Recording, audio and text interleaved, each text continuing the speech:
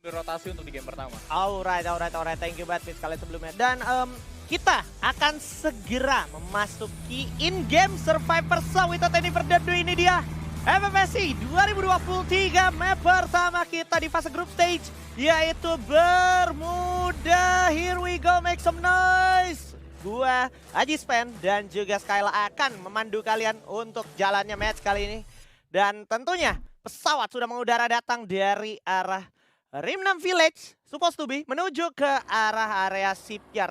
Untuk pergerakan pesawat yang seperti ini, jujur agak tidak menguntungkan untuk PEI Sports dan juga FW Sports. Tadi gue juga agak sedikit miss nggak ngebahas FW Sports, karena jujur aja FW Sports ini adalah tim yang di Thailand, karena kita ada ya arena gitu ya kan, itu nggak terlalu menonjol Pak. Jadi ya akhirnya kan? ketutup ya? Ketutup, ada Padahal arena, ada Thailand gitu. Padahal sebenarnya mainnya juga ngeri juga gitu. Bener. Dan early game-nya mereka tuh salah satu tim yang gak takut untuk benar-benar beririsan sama tim lainnya. Itu dia, dan sepertinya FR akan memilih untuk ambil hanggarnya ketimbang observatorinya, karena dia tahu betul siapa dan sekali berapa yang akan dia temui di observatori. Nah, dan ini juga masih beririsan dengan apa yang gue bahas sebelumnya, di mana mereka tentunya memiliki plan B untuk selalu dekat dengan checkpoint mereka, yaitu Arsenal. That's it. Jadi emang permainan mereka sebenarnya kalau secara garis besar cukup sederhana ya. Di mana ada Arsenal, di sekitar situ dia bakal ada. Dan oh my god, Farang ternyata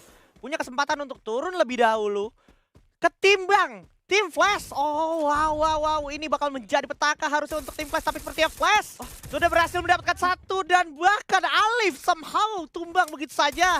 Permainan yang sangat menarik dan cenderung tidak ada perlawanan khusus dari Farang. Ini bisa gue bilang Farang kayak benar-benar ngasih semuanya untuk teman-teman dari Flash. tim Flash ya. Karena kalau dari Flash barusan mereka sebenarnya nggak punya senjata loh. Iya. Mereka itu turunnya lebih lambat ketimbang teman-teman Farang. Ya. Ini jadi gambaran keras banget untuk Farang yang kita tahu juga sebenarnya punya drop zone. Nggak melulu exactly di mill. Nggak harus ke mill juga. Nggak harus ke mill juga. Benar. Wow, dan ngasih 3 angka di awal itu sebenarnya merupakan satu keputusan yang kurang begitu baik. Karena lu udah pasti kalah tempo dari sisi resource lootingan di start awal, di drop zone awal. Dan satu player lagi seperti harus terpick off dengan roll scoop dari seorang Nero dari PE atau PEI Sports ya. Ini cukup baik pergerakannya, karena memang dia tuh kalau udah turun, karena tadi gue bilang pesawatnya jauh banget, nggak mungkin dia ke Sentosa, akhirnya dia ambil picknya. Dan ternyata EVOS Phoenix nggak exactly turun di pick, dia ambil Pochinok, Mars Electric, dan juga Factory-nya. Ini jujur gue agak kaget ya sama EVOS Phoenix, karena harusnya ini menjadi last minute change untuk mereka untuk bermain seperti ini, atau karena memang di beberapa kesempatan mereka melihat ada potensi untuk mendapatkan 3 kota sekaligus. Sampai pada akhirnya oke, kita gas ke sini aja, kenapa enggak? Kalau kita harus di pick dan cukup beririsan bareng-bareng sama PEI Sports, itu juga bakal menjadi kerugian. Sementara kita bermain di 3 sini, di daerah Factory, di daerah Pochi, dan juga Mars Electric, justru bakal menjadi satu keuntungan dengan lootingan yang sebegitu banyaknya dan cukup aman ini. Oh my god, seperti yang tadi sempat kita bahas, lu nggak harus turun di mill karena itu bakal ngedelay banget waktu lu untuk mendapatkan momentum early phase, looting seperlunya. Dan karena ada LGDS yang juga lagi-lagi tidak diuntungkan dari segi jalur pesawat, dia akhirnya ambil drop zone yang dimiliki sama tim Pakistan yang kebetulan nggak hadir gitu ya kan. Makanya dia turun di shipyard. Dan udah, ini bakal jadi sandwich moment untuk teman-teman dari Farang, karena Farang udah bakal kejebak di Nurekdam, dan di belakang sana masih ada tim Flash yang siap mengintai. Begitu juga di depan mereka, yaitu teman-teman dari LGDS, Pak. Iya, dan kalau kita ngomongin Farang akhirnya have nowhere to go. Bener. Have nowhere to run. Karena mereka benar-benar ke belakang bakal kena, ke depan juga kena. Satu-satunya jalan untuk mereka keluar, fight dengan salah satu tim yang menghadang mereka. Oh wow. Bahkan kayak dia pelan-pelan lari misah jauh-jauhan supaya nggak benar-benar rata ke pick off. Tapi yang menariknya adalah Farang sukses untuk nge-shadow pergerakan LGDS. Dan LGDS masih punya asumsi di Nurekdam tuh masih ada Farang. Ternyata tim Flash yang akan dihadapi saat ini udah langsung melakukan jebaku serangannya. Dan Beo berhasil mendapatkan satu orang. Alif. Farang memang harus menjadi korban di sana, tapi setidaknya sudah ada tim yang berbeda yaitu Yuan dan juga Roro dari LGD sana udah memberikan serangan yang cukup serius sehingga Beo pun harus jatuh knockdown di sana. NG juga cukup sekarat tapi Yuan masih bisa memberikan perlawanan yang luar biasa sekali tentunya. Begitu juga dengan Bruce berhasil mengeksekusi 2 player dari tim Flash. Setidaknya Flash harus cabut, melarikan diri karena kalau dia tetap stay di sini dia udah pasti ke-lock dan dia akan berpotensi besar dieliminasi. Dengan kondisi kita tahu cuma 11 tim. Oh my god, hal yang tidak gua bayangkan terjadi untuk sekali bertim Flash. Dan ini malah menjadi sebuah angin segar untuk teman-teman dari LGDS. Karena LGDS artinya udah dapet checkpoint di area No Rekdam. Sementara kita belok dulu fokusnya ke arah Morph Team yang tadi kita tahu cuman turun di pinggir Rim 6. Abis itu dia langsung ambil clock tower dan dia sekarang udah ada di area factory yang mana juga sudah terdapat tim Alpha nih. Wah, ini dari Alpha juga lumayan cepet ya kalau ngomongin rotasinya ya. Iya. Mereka sendiri langsung coba untuk ngambil daerah tengah dari zona selanjutnya. Ini menjadi sangat menarik. Sama halnya dengan Morph. Tapi kalau lu lihat gimana besar respectnya teman-teman dari EVOS Phoenix yang biasanya mereka bakal coba untuk ngamanin justru daerah factory dan juga patahan yang mengarah ke ke arah Poci, Pak. Iya. Tapi kali ini mereka lepas karena mereka tahu ada Morph yang memang melakukan rotasi yang seperti ini biasanya. Benar. Even mereka udah lepas itu juga, mereka tetap siap jaga-jaga terutama di labirin biasanya. Di labirin sama di rumah ayam yang ada di Poci, Pak. Yeah. Nah, itu EVOS Phoenix tuh default play-nya kalau memang nungguin orang dari factory biasanya di situ atau bahkan di belakangnya dikit yang deket garasi rumah Sultan. Nah, benar. tuh kan bener. Nah, di garasi dekat rumah Sultan. Nah, itu maksud gua. Dia bakal tahu betul orang yang kelar rotasi dari drop zone awalnya itu lewat factory dan kelar dari factory pasti lewat pinggir atau langsung robos untuk menuju ke arah Arsenal. Dan kebetulan aja circle-nya ada masih beririsan sama mereka. So, EVOS Phoenix bakalan aman banget di area Poci dan bakal sulit banget untuk nerobos Pocinya. Sementara FW sendiri, gua ngelihat FW ini kayak Onyx kalau di Indo, Pak. Iya, cukup lambat, santai banget. Nggak ke notice. Mereka udah siapin juga yang namanya vehicle. Tapi semoga nasibnya ketika rotasi tidak sama dengan Onyx yang dipatahkan di tengah-tengah jembatan, Pak. Dan kalau lu lihat, ini First Riders mereka mengambil jalur yang cukup jauh ke daerah selatan semata-mata karena mereka terbiasa di meta Indonesia Utara itu menjadi last option mereka untuk melakukan rotasi, Pak. Karena penumpukan. Tapi kalau lu lihat di map kali ini, justru utaranya kosong melompong. Kalau mereka memutuskan untuk bergerak lewat Bima Sakti atas atau ya mau dari kiri ataupun kanan, itu kosong banget. Justru penumpukannya ada di daerah selatan. Yes, itu dia. Jadi perlu diperhatikan dengan baik dari FR dan juga Morph terutama. Apa yang dilakukan kedua tim ini menurut gue udah bagus banget membaca situasi di hari H untuk dari garis pesawatnya. Jadi lu nggak menemukan penumpukan itu udah bagus banget karena emang pengalaman nggak bohong pada akhirnya ya. Nggak bohong. Dan kalau gue ngomongin First Riders, jujur aja First Riders ini untuk masuk mungkin ke zona keempat nanti mereka harus fight sama 1 atau 2 tim. Ya. Kalau mereka tidak merubah jalur rotasi mereka, dan tentunya ini bakal menjadi tantangan apalagi yang mereka hadapi nantinya bakal. Nah, ini yang gue bilang nih. Ya kan, pada akhirnya mereka langsung masuk ke inti dari tengah zonanya dan kalau tidak ada di mereka otomatis dia harus nabrak 2 tim sekaligus. Yes. Tapi jujur buat gue pribadi FW melakukan pergerakan yang agak gerilya dan cenderung gegabah. Ngeri juga ya? Ngeri banget, lo langsung lewat jalur utama padahal lo bisa lewat patahan-patahan yang ada di sebelah kiri yang menuju ke arah Mars Electric. Betul. Dari sebuah mercusuar yang ada di jembatan menuju Sentosa. Dan ini rotasi jauh banget. Jauh banget. Dan semata-mata karena mereka memang ingin menetapkan checkpoint mereka ada di sini. Gitu loh. Oke. Tapi yang menjadi satu miss-nya menurut gua adalah kenapa EVOS Phoenix bisa melepaskan mereka dengan cukup mudah ya? Karena EVOS Phoenix tahu betul biarin bakal ada penumpukan terjadi di area factory. Dan factory pun udah terjadi. Lu bisa lihat bahkan sharpshooter kita dari Indonesia harus terculik begitu ya oleh Dawncry. Bermain di atas factory merupakan hal yang sepertinya harus ditelan oleh teman-teman dari Morph. Morph harus mempunyai insekuritas itu. Dia harus selalu worry ada orang di atas siap ngeker terus. Sementara dia juga harus siap kalau tiba-tiba ada yang datang menjadi tamu dari arah bawah factory-nya, Pak. Sebentar, ini kan Morph tadi ada di lantai 3, bukan di paling atas. Terus tiba-tiba ada PE Sports ini datangnya mereka pakai apa ya? Dia emang ada di sana. Udah langsung di sana tadi. Udah langsung standby di sana, cuman memang agak ketutupan tadi sama kursor dari si Morph-nya. Bukan dari tim Alpha tadi barusan. Oh, Alpha. Mirip-mirip. Ya, dari Alpha gitu ya kan. Dan seperti ya, kita akan melihat aksi dari Farang yang berhasil merevive kembali temannya walaupun Alif lagi-lagi harus jatuh begitu saja. Fastomundo juga agak sedikit terpojok jujur karena dia dari Obser berarti emang harus kayak ngekor banget gitu ya rotasinya lewat Hanggar, lewat Clock Tower, habis itu lewat jalur pantai dan FR udah ada di tempat yang tepat sebenarnya.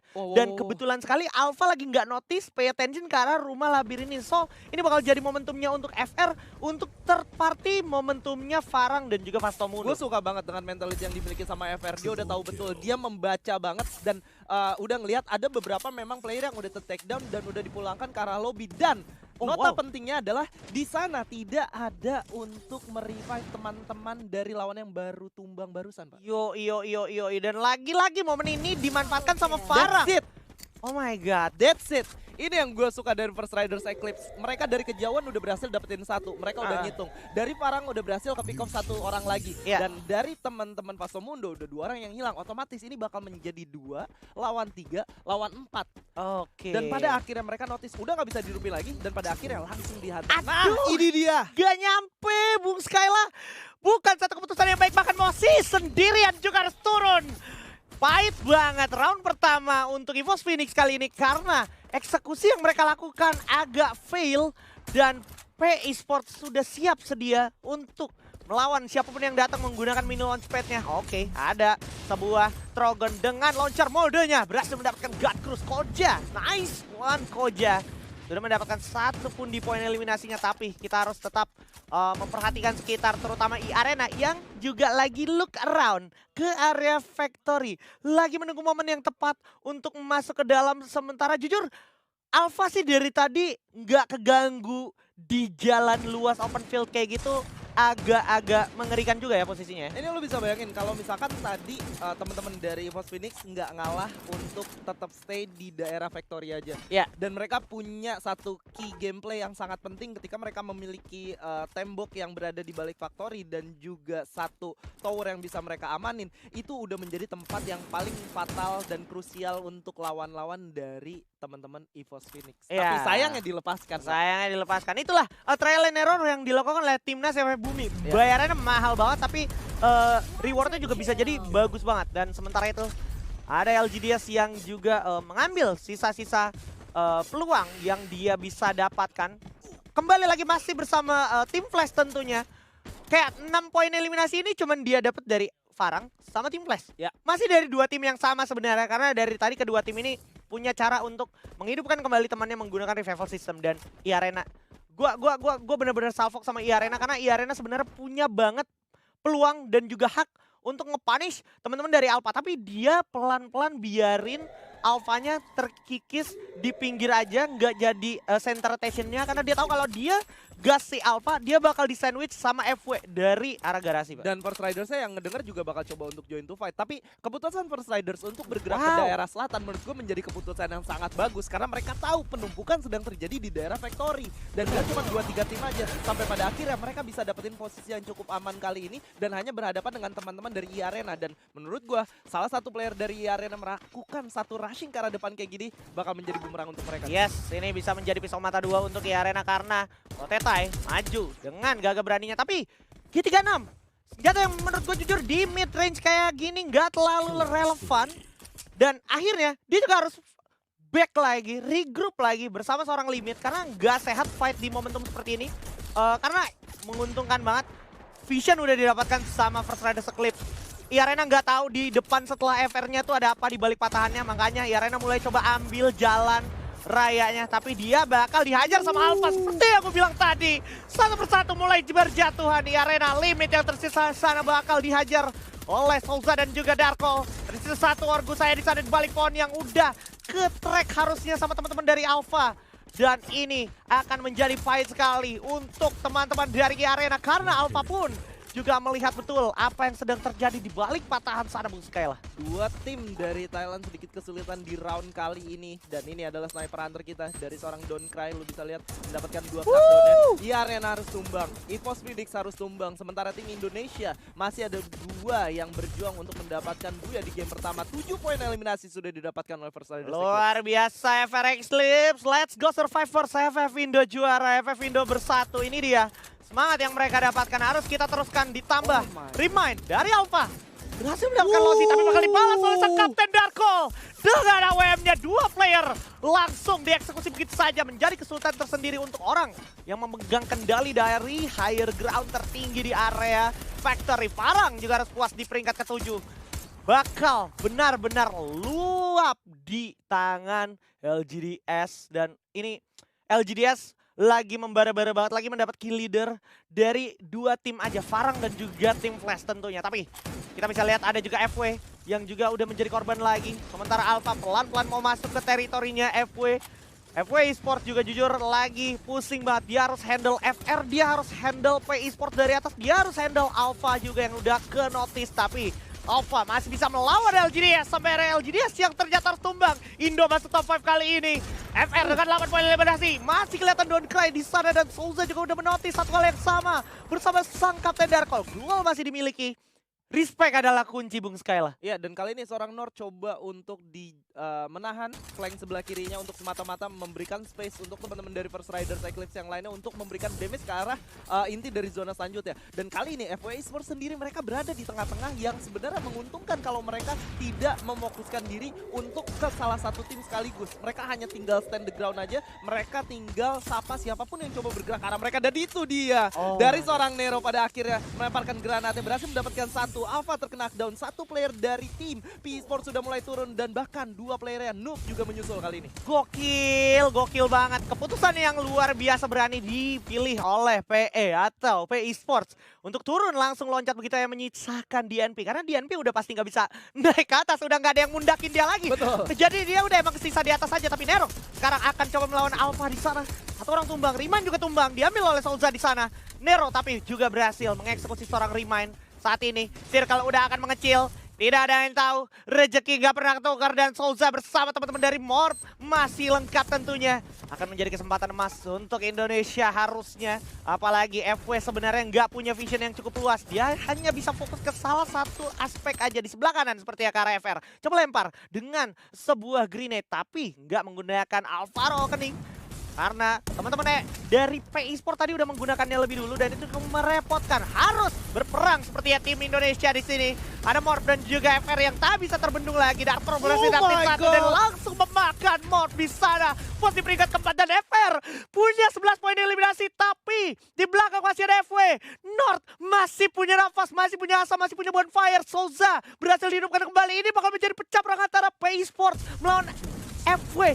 Dan P Esports juga mendapatkan 10 poin eliminasi. Dia punya 3 player, FW tumbang. Sisa FR sekarang 3 lawan 2. North tapi tertumbangkan dan Souza juga harus tumbang. Dan ini menjadi buya untuk P Esports asal Vietnam. Congratulations. Setelah bermain dengan sangat gemilang, mendapatkan 1 tempat yang mereka inginkan di daerah atas dari Factory pada akhirnya. Mereka bisa menutup gamenya dengan cukup baik. Dan harus kalian ingat, Nook ini adalah salah satu player yang menjadi sangat menyeramkan ketika ada event internasional solo, Pak. Ya, ini dia orangnya, Nook. Ya, King Solo ya. Ya, dan ada Nero juga. Ada Nero juga. Untuk memberikan 2 player yang mereka miliki kali ini. Dan kalau kita ingat gameplay yang mereka miliki, sebenarnya salah satu gameplay yang sangat padat, bisa gue lihat gimana caranya mereka mengambil blind spot yang tidak bisa dikeker oleh orang lain, tapi mereka bisa dapatkan hal tersebut di daerah atas Factory, Pak. Gokil banget. Itu semata-mata bukan karena mereka baru mencoba hal itu, gue yakin banget mereka udah memprepare hal tersebut, Pak. Benar, trial and error mereka juga mungkin di scrim